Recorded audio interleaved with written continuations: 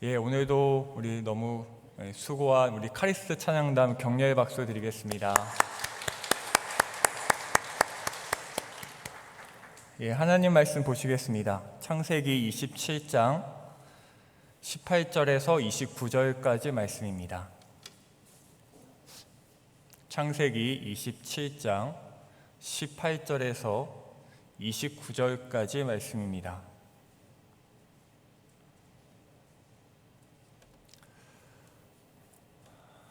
제가 봉독하겠습니다. 야곱이 아버지에게 나아가서 내 아버지여 하고 부르니 이르되 내가 여기 있노라. 내 아들아 내가 누구냐? 야곱이 아버지에게 대답하되 나는 아버지의 맏아들 에서로소이다. 아버지께서 내게 명하신 대로 내가 하였사오니 원하건대 일어나 앉아서 내가 사냥한 고기를 잡수시고 아버지 마음껏 내게 축복하소서. 이삭이 그의 아들에게 이르되 내 아들아 내가 어떻게 이같이 속히 잡았느냐? 그가 이르되 아버지 하나님 여호와께서 나로 순조롭게 만나게 하셨음이니이다. 이삭이 야곱에게 이르되 내 아들아 가까이 오라.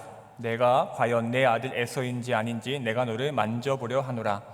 야곱이 그 아버지 이삭에게 가까이 가니 이삭이 만지며 이르되 음성은 야곱의 음성이나 손은 에서의 손이로다 하며 그의 손이 형 에서의 손과 같이 털이 있으므로 분별하지 못하고 축복하였더라.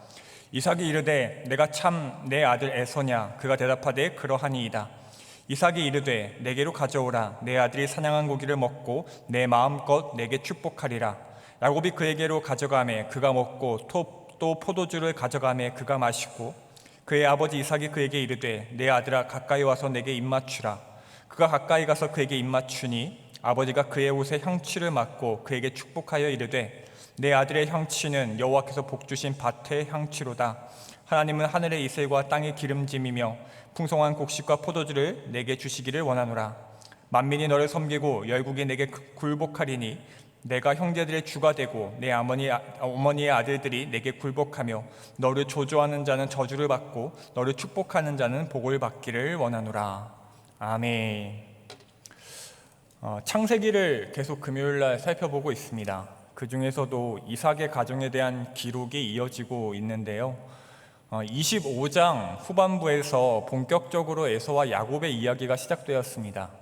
에서가 팥죽 한 그릇의 장자권을 야곱에게 팝니다. 몇 주 전에 말씀을 통해서 들었듯이 이 팥죽 사건은 장자권을 가진 야곱이 장자권이 없는 에서에게 있지도 않은 장자권을 구입하는 아이러니한 사건이었습니다.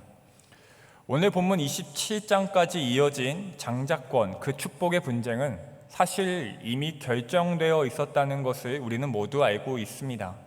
다시 한번 확인해 보시죠. 창세기 25장 23절인데요. 한번 두 장만 넘겨서 찾아보시면 좋을 것 같습니다. 창세기 25장 23절입니다. 제가 읽어드리겠습니다.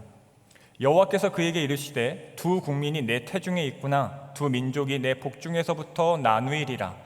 이 족속이 저 족속보다 강하겠고 큰 자가 어린 자를 섬기리라. 리브가의 태 속에서 두 아이가 막 싸우니까 그에 대하여 리브가와 이삭이 하나님께 가서 어떻게 해야 할지를 여쭈어 보았습니다. 그에 대한 대답으로 큰 자가 어린 자를 섬기리라 하신 건데요. 우리는 이 하나님의 말씀을 오해해서는 안 됩니다. 하나님의 이 말씀이 예언인가요? 예언이라는 말을 정의하기 나름이지만 본질상 이 말씀은 예언이 아닙니다. 예언이 아니라 결정이죠. 예언은요, 이렇게 될 것이다 입니다. 될 것이다 예요. 하나님께서 우리에게 말씀하실 때에는 될 것이다가 아닙니다.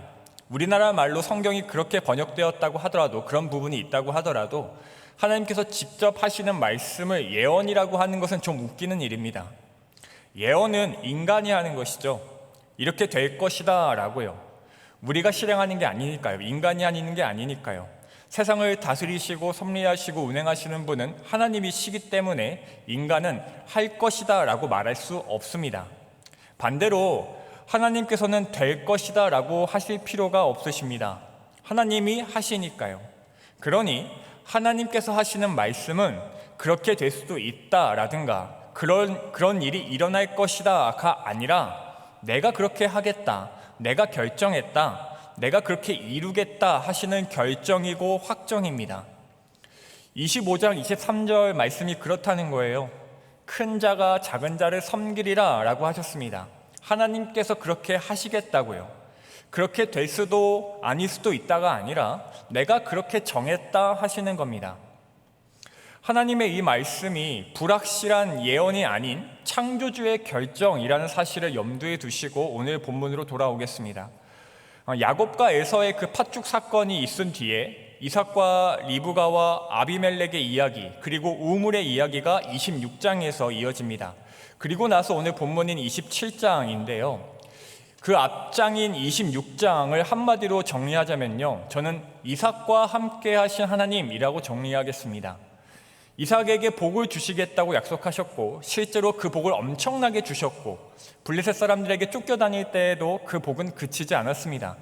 그리고 그렇게 하나님께서 자신들의 아버지 이삭과 함께 하시는 그 역사를 그 아들들 에서와 야곱은 바로 옆에서 다 보았고 또 함께 누렸습니다. 그리고 나서 27장이 시작되는데 이삭이 나이가 많다라고 시작합니다.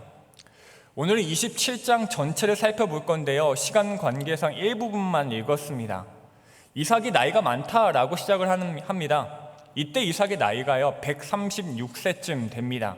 정확하지는 않은데 거의 맞습니다. 136, 137세쯤 되는데요, 충분히 눈이 어두울만 합니다. 그리고 그 이삭이 아들 에서를 부르죠. 에서의 나이는 76세쯤 됩니다. 야곱도 76세인 거죠. 젊은 나이가 아닙니다. 에서와 야곱이요. 에서가 아직 사냥할 만큼 건강한 때라고 할지라도 76세면은 산전수전 다 겪었을 겁니다. 어리거나 젊다고 여길 만한 나이는 아닙니다. 그럼 우리는요, 알 수 있습니다. 27장에서 벌어지는 한 가정의 이야기는 하나님께서 복을 주시겠다고 약속하셨고 그 약속을 굳게 믿는 신앙의 가정, 실제로 하나님의 동행하심을 풍성히 누렸으며 오랜 세월을 그렇게 여호와 하나님을 향한 그 믿음으로 세워온 연륜 있는 신자들의 이야기가 27장의 사건입니다. 이삭이 에서를 불러서 말합니다. 내가 이제 늙어서 어느 날 죽을는지 알지 못하니. 이삭이 이 말을 하고요, 얼마나 더 살았는지 아시나요? 44년을 더 살았습니다. 유언이라고 하기에는 이른감이 있죠. 물론 자기가 얼마나 더 살지 이삭은 알지 못했습니다. 그래서 급했습니다. 뭐가 급했을까요? 에서를 축복하는 일이 급했습니다. 이삭은 에서를 너무 사랑했습니다. 여러 가지 이유가 있어서겠지만 그 중에서도 에서가 만들어주는 그 별미 요리 때문이었습니다. 야곱은요, 절대로 이 별미를 만들 수가 없었습니다. 왜냐하면 이 별미는 에서가 사냥해온 무언가를 가지고 만들었기 때문입니다. 오늘은 이제 염소로 만드는데 그런 염소, 동물들을 가지고 만드는 별미였기 때문입니다. 사냥을 할 줄 모르는 야곱에게는 불가능한 요리였습니다. 형이 잡아놓은 그 집 어딘가에 있는 그 동물들을 사용하기도 어려웠죠. 허락을 받았어야 했으니까요. 오늘 이야기에서처럼 엄마 리브가가 이미 집에 있는 염소를 형 몰래 가지고 와서 만들어주지 않는 한 말입니다. 결코 만들 수 없는 요리인 거죠. 이삭은요, 사랑하는 아들 에서를 축복하고자 합니다. 별미를 만들어 오면, 그게 에서의 특징이니까요, 별미를 만들어 오면 그거 먹고 축복해 주겠다, 그거 만들어 오면 내가 너인 줄 알겠다 하는 겁니다. 그거 먹고 축복해 주겠다라고 합니다. 에서는요, 신이 나서 나갔을 겁니다. 어느 때보다도 즐거운 마음으로 사냥을 할 수 있었을 겁니다. 이미 사실은 집 어딘가에, 그 동네 어딘가에 자기가 잡아놓은 염소들이 많이 있었는데도 불구하고 아주 파릇파릇한 막 잡은 그 염소를 잡아오려고 했던 것인 것 같습니다. 그래서 사냥을 나갔습니다. 그런데 이삭과 이 에서의 대화를요, 엄마 리브가가 들었습니다. 5절에 리브가가 들었더니 에서의 이 들었다라는 말은 문법적으로 분사입니다. 쉽게 말해서 처음부터 끝까지 다 들었다는 거예요. 우연히 듣게 된 게 아니라는 겁니다. 리브가는요, 이삭이 언제 에서를 부를지 그걸 기다리고 있었습니다. 이삭이 에서를 부를 날을 노리고 있다가 그 대화를 엿들었습니다. 그리고는 야곱을 부릅니다. 에서가 나간 다음에요. 야곱에게 말하죠. 야, 야곱아, 네 아버지가 형 축복하신단다. 그게 오늘인가 봐. 그래서 네 형 지금 사냥하러 나갔어. 그런데 이 말 다음에 리브가가 이렇게 얘기합니다. 8절인데요. 27장 8절입니다. 그런즉 내 아들아, 내 말을 따라 내가 내게 명하는 대로. 뭔가 이상하지 않으세요? 그런즉이라고 합니다. 야곱아, 네 아버지가 네 형을 축복하신데 에서 이어지는 말이 어떻게 그런즉일까요? 네 형을 축복하신데 그런데 엄마 생각은 다르거든? 너는 내 말 좀 들어봐봐. 엄마 생각이 실제로 달랐다고 하더라도 리브가는 이렇게 말하는 게 정상입니다. 야, 너는 내 말 좀 들어봐봐 하는 게 자연스러운데 그런즉이라고 이어졌다는 것은 리브가와 이 동생 야곱이 이미 이런 얘기를 해왔다는 게 됩니다. 어느 정도 이런 상황을 대비해서 준비해 왔다는 말이에요. 그렇지 않고서는 어떻게 그런즉이라고 자연스럽게 이어지는 말을 야곱에게 할 수 있었을까요? 뭘 준비해 온 건가요? 리브가는 야곱에게 에서처럼 꿈이라고 말합니다. 자신이 별미를 만들겠다고 합니다. 그리고 그 별미 가지고 들어가서 아버지에게 축복을 받으라고 야곱에게 말합니다. 리브가와 야곱이 이미 이런 계획을 가지고 있었다는 것을 또 어떻게 알 수 있나요? 엄마 리브가의 이 말들에 대한, 이 말도 안 되는 말들에 대한 야곱의 반응으로 알 수 있습니다. 엄마의 그 말이 형 제껴놓고 네가 축복받아 라고 하는 말이 아주 새롭고 충격적이고 전혀 생각지도 못했던 일이었다면 그는 엄마 어떻게 그런 생각을 하실 수 있어요? 말도 안 돼요 라고 반응해야 맞는데 엄마의 말에 야곱이 걱정하는 것이 무엇인가요? 아버지가 안 속으시면 어떡해요? 들켜서 나 저주받으면 어떡해요? 입니다. 철저하게 준비되고 계획된 일인 거죠. 뭐가요? 남편이자 아버지인 야곱을 속이고 아들이자 형인 에서의 축복을 빼앗는 것이 말입니다. 야곱이 엄마가 만들어준 그 별미를 들고 이삭의 방으로 들어갑니다. 야곱이 아버지를 부르죠. 내 아버지여. 이삭이 묻습니다. 내 아들아 너는 누구냐? 너가 누구냐? 이삭은요 확인부터 합니다. 목소리를 듣고는 정말 에서가 맞는지 확인부터 합니다. 이 확인부터 시작해서 이삭이 몇 번이나 확인하는지 세어보겠습니다. 야곱이 말합니다. 저 장남 에서입니다. 이삭이 묻습니다. 너 어떻게 이렇게 빨리 사냥했냐? 에서가 맞는지에 대한 이삭의 두 번째 확인입니다. 뭔가 이상했던 거죠. 너무 빨리 온 겁니다. 빨리 와도. 그때 야곱의 대답이요 기가 막힙니다. 20절 후반부입니다. 아버지의 하나님 여호와께서 나로 순조롭게 만나게 하셨음이니이다. 하나님의 이름을 들먹입니다. 그러자 이삭이 세 번째 확인을 하고자 합니다. 이번에는요 만져봅니다. 목소리는 야곱 같은데 손은 에서의 손이 맞네? 합니다. 그런데 아직도 의심을 거두지 못했습니다. 또 묻습니다. 24절입니다. 이삭이 이르되 네가 참 내 아들 에서냐? 근데 또 야곱이 대답하죠. 그가 대답하되 그러하나이다. 거짓과 의심이 난무합니다. 총성 없는 전쟁이 이루어지고 있습니다. 4번 확인했죠. 한 번 더 남았습니다. 야곱더러 가까이 오라고 합니다. 옷의 향취를 막기 위해서입니다. 입맞추라고 하죠. 맡아보니까 에서의 향취가 맞습니다. 5번이나 확인하고 나서야 그제서야 이삭은 이제 야곱을 축복합니다. 축복의 내용은요 너무 아름답습니다. 이삭의 축복은 축복송, 축복의 노래로 만들어졌을 만큼 아름다운 내용입니다. 축복의 내용은 우리가 아까 함께 읽었던 그 본문 중에 있습니다.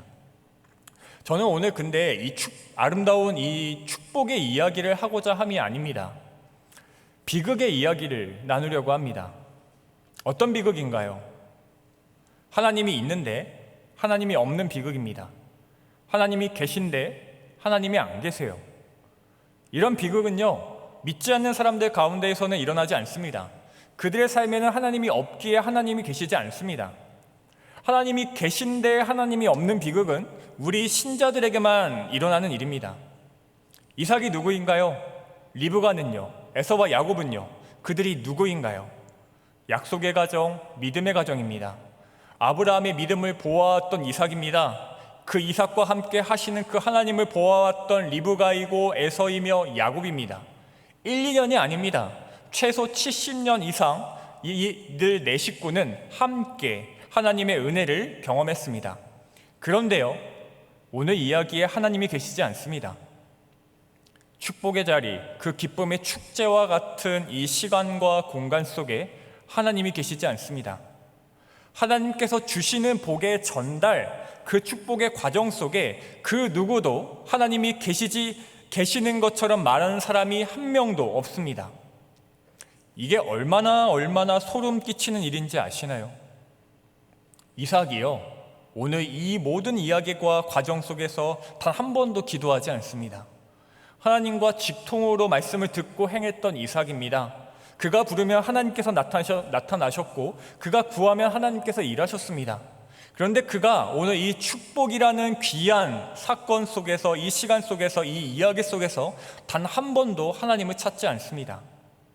축복이라는 건 분명히 하나님께서 주시는 복인데 그 복의 최종 결정권자를 이삭은 요청하지 않습니다. 왜일까요? 왜 이삭은 계신 하나님을 없는 것처럼 말하고 행동했을까요? 그 이유는 간단합니다. 그가 순종하고 싶지 않았기 때문입니다. 이삭은요, 순종하고 싶지 않았습니다. 에서가 야곱을 섬길 거라는, 야곱이 장자의 축복을 받을 거라는 그 말씀에 동의하고 따르고 싶지 않았습니다. 하나님의 말씀은 아까 말씀드린 것처럼 예언이 아니라 결정이었는데 마치 운명을 거스를 수 있다는 듯이 우리의 미래는 우리가 애쓰기 나름이라는 듯이 이삭은 그렇게 하나님의 말씀을 순종의 대상으로 두지 않았습니다. 그래서 그는 오늘 에서를 부른 겁니다. 44년이나 더 사는데도 조급한 마음에 에서를 부르는 겁니다. 사랑하는 성도 여러분, 하나님께 순종하고 싶지 않은 마음은요, 우리로 하여금 하나님 없는 것처럼 살게 만듭니다. 재밌는 건요, 하나님의 말씀에 순종하고 싶지 않은 마음은 하나님께 따지게 만들지 않는다는 겁니다. 순종하지 않으려는 우리의 악한 마음은 우리로 하나님께 따지게 만들지 않고요, 하나님을 모른 채 하게 만듭니다. 어떤 사람의 어떤 말에 대한 대꾸는요, 협의의 의지가 있다는 거죠. 협의의 의지, 그 의도가 있다는 겁니다. 근데 무슨 말을 해도 대꾸하지 않고 못 들은 채 하며 귀를 닫는 것은 나는 들리지 않는다, 그러므로 내 맘대로 할 것이다 라는 의미입니다. 이삭이 지금 그러고 있는 거예요. 이삭은 지금 순종하고 싶지 않습니다. 그런데 하나님이 지금 여기에 살아계신다는 걸 그는 너무 잘 알고 있는 거죠. 그래서 그가 취한 행동이 무엇인가요? 대꾸가 아닙니다. 변명이 아니고, 그리고 반론이 아닙니다. 대꾸가 아닌 모른 척입니다. 분명히 계시는 그 하나님을 계시지 않는 하나님으로 만들었습니다. 야곱인지 에서인지 5번이나 확인하면서까지 몇 번쯤 의심했으면 야곱 같으면 그냥 그 야곱에게 축복을 줄 만도 한데 5번이나 확인하며 에서에게 주고 싶은 그 마음 때문에 그는 하나님을 모른 채 했습니다. 사랑하는 여러분, 이러한 이삭의 모습이 우리의 모습이 아니기를 바랍니다. 우리는 신자들입니다. 하나님의 살아계심을 믿는 자들, 그래서 그 하나님과 지금 동행하는 자들입니다. 하나님은요, 아침에 출근하시고 저녁에 퇴근하셨다가 다시 일하러 오시는 분이 아니십니다. 너무 피곤해서 졸다가 나와 함께하지 못하는 순간이 생기시는 분도 아닙니다. 하나님은 언제나 지금 여기 나와 함께 하십니다. 그런데 우리는 그 하나님의 실제하심을 얼마나 의식하며 살고 있을까요? 내가 필요할 때만, 내가 예배할 때만, 내가 기도할 때만 나와 함께 계시는 분으로 여기고 있지는 않을까요? 내가 내 마음대로 해야겠을 때, 내가 하나님의 말씀에 어긋나는 말이나 행동을 해야겠을 때, 그 밖에도 수많은 그런 순간에 어쩌면 우리는 계시는 하나님을 없는 하나님으로 취급하지는 않았을까요? 사랑하는 여러분, 하나님께서 진짜로 속상하신 일은 우리가 하나님의 말씀과 일하심에 대하여 따지고 들고 애원하며 탄원할 때가 아닙니다. 계신 하나님을 없게 만들 때입니다. 눈을 감고 귀를 닫을 때입니다. 이삭뿐만이 아닙니다. 리브가도 그랬습니다. 리브가는 왜 하나님이 없는 것처럼 말하고 행동했을까요? 그녀는요, 하나님의 일하심이 너무 늦다고 생각했습니다. 두 번째로 하나님이 없는 것처럼 살 때가 언제인가 하면요, 하나님의 일하심이 늦다고 여길 때입니다. 리브가에게 주신 하나님의 말씀, 큰 자가 어린 자를 섬길 거라는 그 일이, 그 말씀이 너무 늦게 이루어진다고 그녀는 생각했습니다. 그래서 그녀는 이삭이 에서에게 축복하고자 할 때 조급할 수밖에 없었습니다. 이때가 아니면 안 된다고 생각했습니다. 하나님이 약속하신 일인데 자기가 무언가 하지 않으면 안 된다고 믿었습니다. 그래서 그녀의 행동에 하나님이 계시지 않습니다. 하나님의 복을 받게 하려는 그녀의 행동에 하나님이 없었습니다. 그래서 그녀는 온갖 속임수를 쓰는 것에 주저함이 없었어요. 남편을 속이고 거짓말을 하는 것에 거리낌이 없었습니다. 하나님이 도무지 일하실 것 같지 않으셔서 자신이 해야만 했습니다. 사랑하는 여러분, 여기서도 우리는 우리의 모습을 볼 수 있는 것 같습니다. 우리는 언제나 열심을 냅니다. 하나님을 위해, 하나님의 말씀에 순종하여 그 말씀이 하늘에서 이루어진 것 같이 땅에서도 이루어지도록 애를 씁니다. 하나님을 위하여 시작한 일인데 그 일이 어느샌가 우리의 일이 되어버립니다. 주급함으로 인해 우리는 어느새 하나님 없이 그 일들을 진행합니다. 우리에게도요, 합당한 명분은 있습니다. 언제 하실지 모르니까 우리가 그 일을 조금 더 앞당기고 조금 더 속히 이루겠다는 충성이라는 명분이 있습니다. 그러나 여러분, 우리는 기억해야 합니다. 리브가는요, 기억해야 했습니다. 리브가가 그러지 않았어도 하나님의 말씀은 이루어졌을 겁니다. 애쓰지 말라는 말이 아닙니다. 열심을 내지 말라는 말이 아닙니다. 하나님의 일을 한다고 하면서, 하나님의 말씀에 순종하여 그 일을 이루고자 한다고 하면서 하나님을 투명인간 취급하는 끔찍한 잘못을 저지르면 안 된다는 것입니다. 눈 가리고 아웅입니다. 내 앞에 계신 하나님을 내 손으로 가리고서 하나님 안 보여요, 하나님 안 보이니까 내가 할게요 하는 것과 같습니다. 마지막으로 우리는 또 언제 하나님 없는 것처럼 살까요? 두 가지 보기를 드리겠습니다. 우리는 내가 내 믿음이 적다고 여길 때 하나님 없는 것처럼 살까요? 아니면 내 믿음이 크다고 여길 때 하나님 없는 것처럼 살까요? 어떤 게 답 같으세요? 내가 나의 믿음이 적다고 여길 때, 작다고 여길 때 하나님 없는 것처럼 살 것 같지만 아닙니다. 우리는요, 오히려 내 믿음이 크다고 여길 때 나는 신자다, 나는 성도다, 나는 그리스도인이다 라고 자부할 때 우리는 하나님이 계시지 않는 것처럼 살기도 합니다. 리브가와 야곱이 그러는 겁니다. 야곱은 엄마한테서요, 귀에 못이 박히게 들어서 알고 있었습니다. 자신이 형 에서보다 큰 복을 받게 될 것이라는 것을, 장자의 축복이 자신의 것이라는 것을 알고 있었습니다. 근데 그 믿음이 그를 어떻게 만들었나요? 거짓을 서슴지 않고 하나님의 이름을 망령되이 말하게 만들었습니다. 20절에 이 야곱의 말이 얼마나 무서운 말인가요? 아버지의 물음에 야곱이 이렇게 대답했었죠. 아버지의 하나님 여호와께서 나로 순조롭게 만나게 하셨음이니이다. 입에서는 하나님의 이름이 등장하는데 지금 이 대화 어디에 하나님이 계신가요? 아버지가 아들에게 축복하는 이 아름답고 거룩한 자리에 하나님이 계시지 않는 것처럼 야곱은 거짓을 아무렇지 않게 말합니다. 믿음을 과신하지 마시기 바랍니다.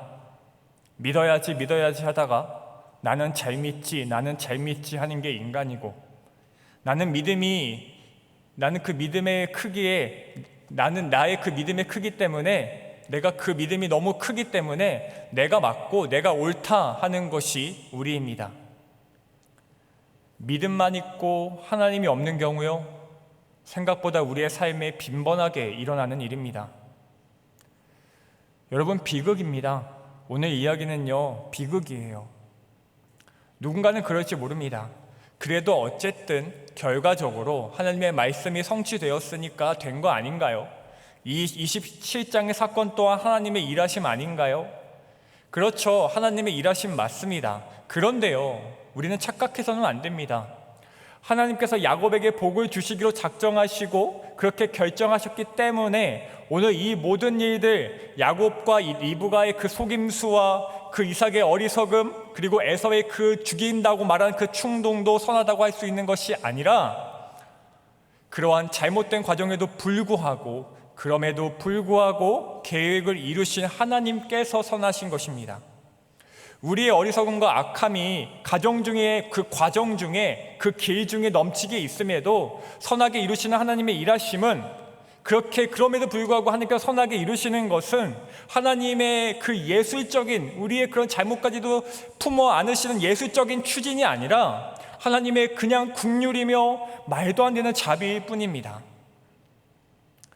사랑하는 성도 여러분, 성경에는요 수많은 죄들이 기록되어 있지만 저는 오늘 이 27장의 이야기의 등장인물들의 죄만큼 무서운 죄는 없는 것 같습니다.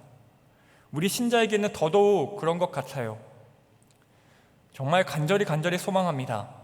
하나님께서 주신 아내와 남편과 자녀들, 그들을 사랑하고 서로 사랑하는 그 가정의 자리에 하나님 없는 일이 없기를 바랍니다. 하나님께서 내게 맡기신 그 일과 직장과 학교, 그 삶의 터전에서 하나님 없는 것처럼 살지 않기를 바랍니다. 하나님을 예배하는 자리에 온라인 예배든 오프라인이든 그 어디에 하나님의 이름으로 모인 성도들의 모임 가운데에 하나님께서 홀로만 계시지 않으시기를 바랍니다. 없는데 없는 것은 그냥 안타까운 일일 뿐이지만 있는데 없는 것은 비극입니다.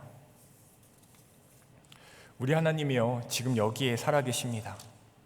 이 예배를 드리고 있는 우리와 지금 함께 계시고 이후에 기도하는 모든 목소리를 들으십니다. 우리를 바라보시고 사랑한다고 괜찮다고 말씀하시며 우리의 손을 지금 잡아주십니다. 말씀을 맺겠습니다. 콜포비아라는 말이 있습니다. 현대에 새로 생긴 용어인데요, 굳이 전화 통화를 하지 않아도 모든 것을 할 수 있는 시대가 옴에 따라서 사람들이 문자, 카톡, 소셜 네트워크, 그 밖에 수많은 인터넷과 어플들을 통해서 소통이 가능해짐으로써 직접 전화로 통화하는 것을 두려워한다는 것입니다. 그거를 콜포비아라고 하는데요, 전화 오는 것을 무서워하고 전화 걸기를 무서워하는 거죠. 전화 오는 것을 무서워하다가 그래서 받지 않다가 나중에 문자나 카톡으로 연락을 주고받는 사람들을 가리키는 얘기입니다.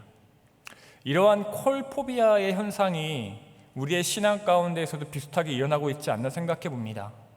우리는 하나님과 연락하는 것을 두려워하는 것은 아닐까요? 내가 원하지 않는 방향으로 인도하실까 봐, 그리고 너무 늦게 이루실까 봐 두려워함으로써 그 걸려오는 전화를 무시하고 모른 척한 채 살고 있는 것은 아닐까요?